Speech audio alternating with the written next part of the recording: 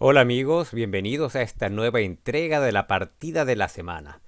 Tras pasar por estas pantallas, las partidas de los grandes torneos de la Proches League, de Grenke, de Vaikanse o de Shamkiri o del Campeonato de los Estados Unidos, pues ahora quiero ofrecerles una pequeña joya de ataque, sencilla pero con contenido, una especie de lo que diría el poeta, un tentempié pero sentados. La partida es una apertura defensa del dragón que jugaron el gran maestro David Navarra y el maestro internacional Wojtek Zwardon. Comenzó con como dije, una siciliana, variante del dragón, en que con este orden de caballo C3, en vez de D4 inmediatamente, lo que probablemente quiere evitar el blanco es que se dé en la partida la variante Sveshnikov o Pelican, que está jugando con éxito, entre otros, el campeón del mundo Magnus Carlsen. La idea de caballo C3 es que si no es posible transponer si caballo F6, por ejemplo, en vez de hacer D4, podríamos hacer alfil B5, ¿no? Llevando la partida a otros derroteros. Bien, el campeón del mundo les recuerdo que jugó en esta posición en la famosísima y espectacular partida que ganó hace poco en Grenke contra Petr Svidler. Jugó E5, pero otra posibilidad también popular entre aquellos que juegan este orden de jugadas es tratar de transponer a la variante del dragón, en el cual, como el caballo ya está en C3 por delante del peón de C2, pues nos hemos evitado la peligrosa variante de Maroczy con C4, que la teoría estima que es favorable para las blancas. Muy bien, continuó de 4 horas y decide abrir la posición Navarra y transpone a una de las variantes principales del dragón que hemos visto un par de veces en este canal, en que uno de los planes más peligrosos es con alfil C4, en algún momento hacer dama de 2, preparando un enroque largo, posiblemente un F3 en algún momento para evitar caballo G4 y enrocarse largo. Bien, enroque corto en este momento se estima que ni dama de 2 es tan buena por caballo G4, ni es posible o ni es tan buena F3 por dama B6 con ataque sobre el punto B2 y sobre el caballo D4 con rayos X, porque si por ejemplo el punto B2 se defiende con alfil B3, podría seguir caballo por E4 en que el alfil también ataca al caballo de D4 y sucede que este caballo no se puede mover, digamos caballo por C6, porque seguiría dama por E3 jaque intermedio.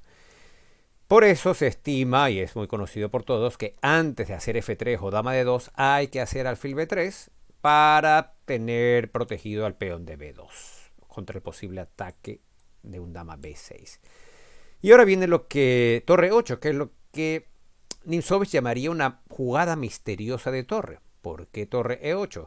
No hay ninguna columna abierta, no favorece el desarrollo. ¿Qué es lo que pretende? En un sentido más amplio, es una jugada profiláctica. ¿Por qué? Porque una de las ideas del blanco, la más peligrosa posiblemente en este tipo de posiciones, es que continúe con F3, dama de 2 y enroque largo. En previsión a ello, el negro hace torre E8 para poder contestar con E6 y si dama D2 podría seguir D5 y si, por ejemplo, entre las múltiples variantes posibles sigue E por D, se puede tomar de caballo y a caballo por D5 hacer la jugada intermedia caballo por D4 y alfil por D4, E por D5 jaque y solo ahora se ve el poder o el interés de la jugada torre E8 y no es posible taparse de alfil porque tras alfil H6, como el alfil está clavado, se perdería una pieza. Por supuesto, no tiene por qué hacer alfil E3, podría jugar rey F1, por ejemplo, pero el blanco perdería la posibilidad de enrocarse corto, lo cual pues no es algo que realmente le interese. Torre E8, por lo tanto, es una profunda jugada misteriosa, profiláctica contra el plan más fuerte que se estima que tienen las blancas. Bien, a esto continuó de todas maneras F3 Navarra y siguió ese, como habíamos dicho. Y aquí curiosamente el gran maestro checo jugó F4, movió el peón. Primero vamos a hacer repetición de la jugada. Primero hizo en la jugada anterior F3 y a la siguiente hizo F4. Muchos de ustedes podrían pensar de manera jocosa que le pasó al super gran maestro checo. ¿Se olvidó acaso que el peón se puede mover 2 pasos en la primera jugada? Nada de eso, sino que él y sabe perfectamente que nuestras jugadas deben amoldarse a los cambios de la posición. La posición es una cuestión, en una partida de ajedrez es una cuestión plástica. Se van moviendo y cambiando de forma y de intereses. E6, ¿qué conveniente tiene E6? E6 debilita la casilla D6. Antes había un peón en E7 y ahora ya no hay, por lo tanto la casilla D6 ya no está cubierta. Entonces, si D6 es débil, transmite la debilidad a lo que defiende, estima Navarra que tras F4, primero que se amenaza E5 y si D6, normal, podría seguir caballo B5 atacando al peón de D6. Si el peón estuviese en E7, pues esto, caballo D5, pues el peón de D6 se moriría de la risa, le haría A6, expulsando al caballo y no habría tenido ningún sentido. En cambio, ahora el peón está atacado y casi obliga a retroceder al alfil a F8, quitándolo de esta diagonal importante en la cual estaba situado, para poder defender el peón de D6. Que esto dé ventaja o no ventaja, o no la dé a las blancas es otra cosa, pero así es como jugó el mismo Navarra contra el gran maestro Mamedov en el super torneo de Shamkir que se realizó este año, que terminó en tablas. Parece atractiva la posición de las blancas, pero es posible que el negro tenga contrajuego. En todo caso, tras la curiosa F4 en dos tiempos, vamos a repetir de nuevo, primero F3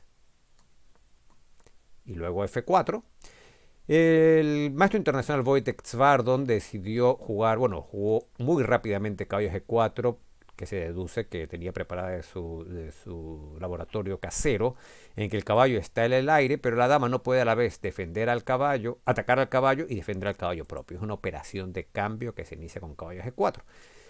Dama por G4 jugó Navarra para, en caso de caballo por D4, enroque largo, acelerar su desarrollo y tratar de utilizar sus fuerzas para atacar al rey de Zvárdon. Siguió caballo B3, el caballo estaba atacado, mejor cambiarlo con ganancia de tiempo. Además que antes de caballo por B3, este alfil de B3 era uno de los pilares del ataque porque mira con rayos X al rey negro. Y además cuando estamos en aperturas de ataque, el tiempo tiene particular importancia. Muy bien, con dama A5, Zvárdon trae piezas alrededor en las cercanías del rey blanco, se amenaza dama 1 jaque seguido de dama por B2, por lo que rey B1 parece una jugada natural.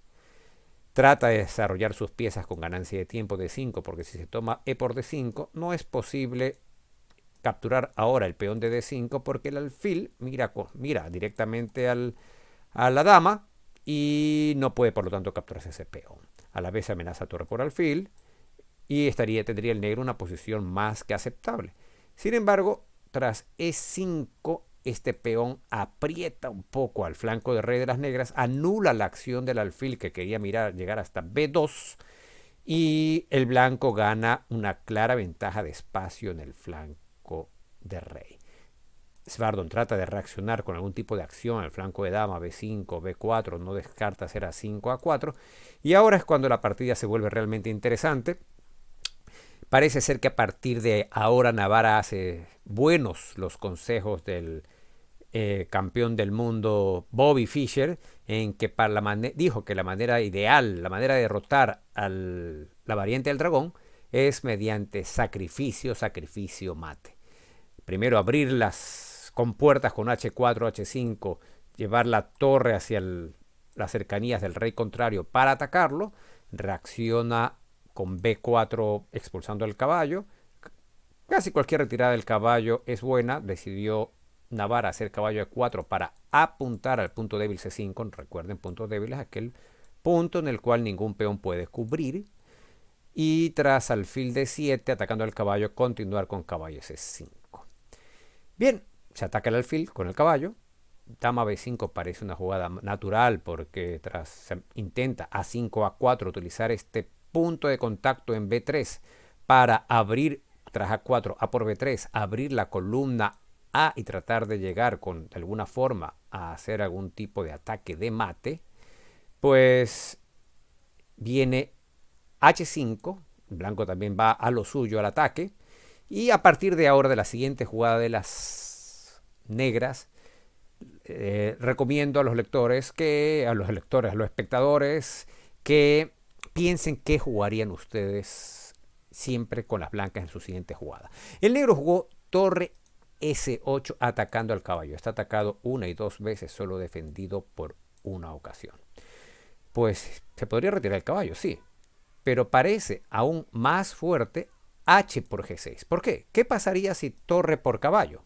Si torre por caballo, pues simplemente tras pensar un rato podemos llegar a la conclusión que torre por H7 es muy poderosa porque se amenaza simplemente doblar torres en H y luego hacer G por F7 con mate en G7 o G por F7 en directo con posible mate. Una variante no forzada podría ser, por ejemplo, qué tal que defiendo con mi torre o aumento la presión sobre el punto C2 y ahora, por ejemplo, G por F7 atacando en G7 con dama y torre, única rey por torre, torre H1, alfil H6 y ahora simplemente F5 y no hay manera de defender el punto H6, tal vez solo con la jugada de desviación dama F1, pero en todo caso igual ganarían las blancas en esta posición.